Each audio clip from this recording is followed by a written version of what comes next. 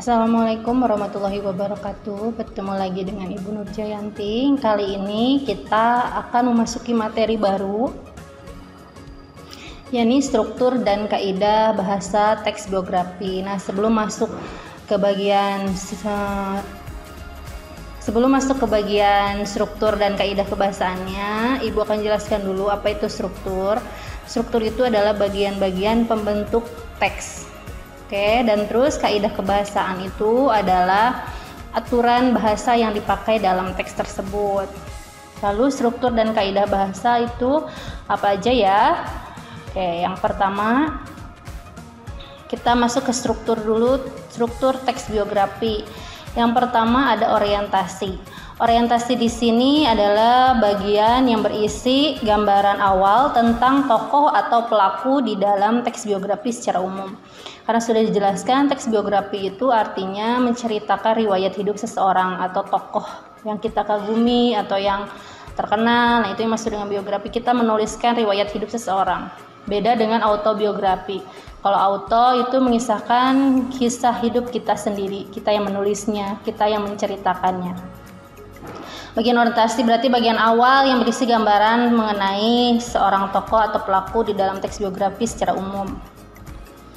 Yang kedua adalah kejadian atau peristiwa penting yang berisi rangkaian peristiwa yang disusun secara kronologis menurut urutan waktu yang meliputi kejadian-kejadian utama yang dialami oleh tokoh. Berarti setelah kita mengenal secara awal dulu si tokoh, mulai tempat tanggal lahir, terus dia itu terkenal karena apa, akhirnya kita masuk kejadian. Kejadian di sini artinya tokoh tersebut mengalami peristiwa apa, misalkan dia mulai dari sekolah, terus pekerjaannya atau kegiatan-kegiatan lain yang berpengaruh dalam kehidupan. Biasanya kalau yang sering banyak kejadian itu adalah tokoh-tokoh terkenal. Dan yang terakhir adalah reorientasi, berisi komentar evaluatif atau pernyataan simpulan mengenai rangkaian peristiwa yang telah diceritakan sebelumnya.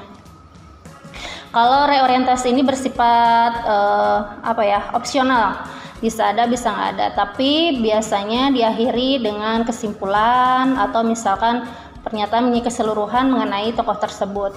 Nah, itu untuk struktur teks biografi ya. Kita akan masuk ke kaidah kebahasaan teks biografi. Kaidah kebahasaan teks biografi atau juga bisa kaidah bahasa teks biografi sama saja. Aturan-aturan bahasa yang dipakai dalam teks biografi, yang pertama ada pronomina atau kata ganti. Misalkan seperti saya, dia, ia, beliau, kamu, mereka, itu ada dimaksud dengan pronomina, kata ganti. Yang selanjutnya adalah kata hubung atau konjungsi yang menghubungkan intra kalimat atau antar kalimat. Misalkan contohnya seperti dan, atau, lalu, kemudian, setelah itu, dan seterusnya. Yang ketiga adalah kata kerja atau verba.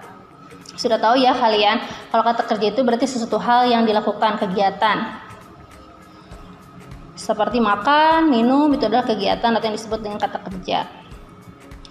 Yang terakhir adalah keterangan waktu, peristiwa, dan tempat. Biasanya kalau saat kita membuat biografi atau teks biografi, di situ pasti ada keterangan waktu. Misalkan pada saat dia lahir, bulan, tanggal, tahun, nah itu ya.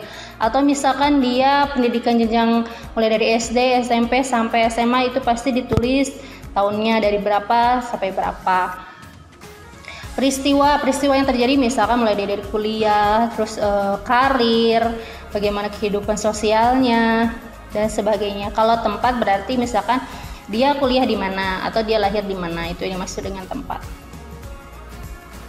Oke, mungkin itu materi yang Ibu bisa sampaikan mengenai struktur dan kaidah bahasa teks biografi. Apabila kurang paham, boleh dibaca lagi handout-nya. Terima kasih, sekian, dan wassalamualaikum warahmatullahi wabarakatuh.